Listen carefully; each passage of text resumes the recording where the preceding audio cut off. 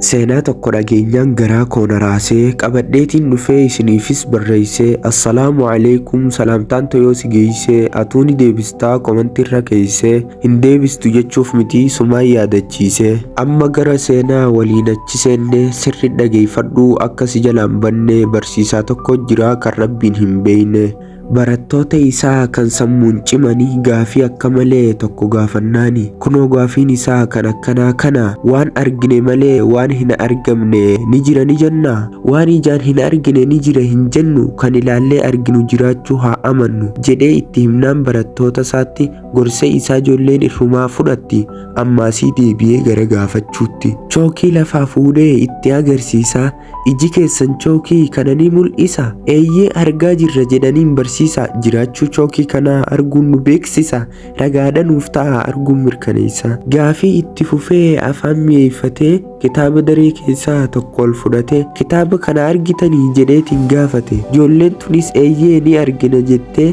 gaafii isaa kana qeebaluudhaan deebiste sababa argitaniif kitaabicha kana hin jira jennee amanuudha qabnaa ammas itti fufee gaafii isaa kana argaati jirtanii kursiirra jirtan kana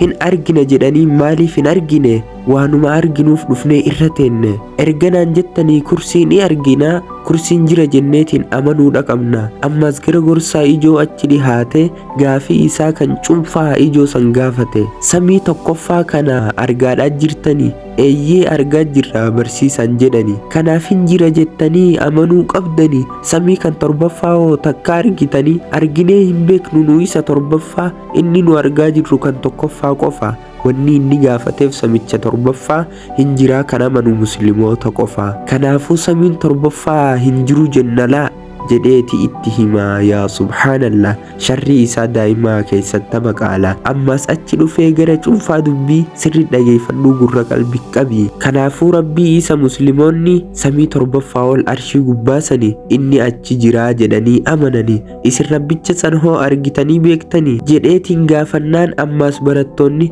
arginee hin beeknu barsiisaan jedhanii kanaafuu hin jiru rabbiin arshirratti ol ta'ee hunduu adeemsa suuteetiin uumamaa as ga'e inni ammoo kan sammuudhaan karoorse daa'imoota jalaa amantaa balleessee amantaa rabbiin hin jiru jedhu isaan qabsiise ateessan kan jedhamu irratti yoon isaan guddise amantaa islaamummaa lafarraa balleessee jedheeti karoorse garuu karoora isaa rabbiin fashaleessee dallanee ol ka'ee barattoota keessa mucaan muslimaa tokko gaafii isaaf dhiyeessa barsiisaa naa fayyami daqiiqaa muraasa barattoota kanaa xiqqoo waa hubachiisa barsiisaa keenya kana yeroo ilaaltanii sammuu isaa keessatti surrii argitanii jedhee yeroo gaafatu saahibban saasanii lakkii hin arginuu jechuun deebisanii barsiisaan keenya du'aadha garuu hin qabu akka seera dubbatee inni lafaa qabu waan ijaan arginetti amanuudha qabna kan arginee hin beekne maaf itti amannaa kan jedhu sanaa fakkeenya godhanna innis ruuhiin qabu du'aadha isaan jenna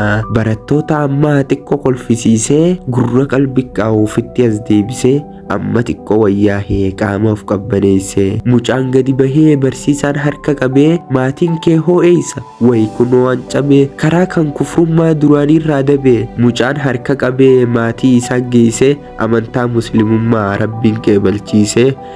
ashhadu allah ilaaha illallah jechuudhaan shahaadaa harka maatii isaa irratti qabsiise. Seenaawwan babbareedoo akkanaa kana argachuudhaaf maatii keenya keessatti dabalamaa warri maatii keenya taatanii jirtanis akkasuma viidiyoo keenya laayik sheer godhaa waliif qooda ani kan seenaa akkanaa kana barreessee isiniif dhiheessu jiru Riyaad Jallaatiin nagiyaan tura.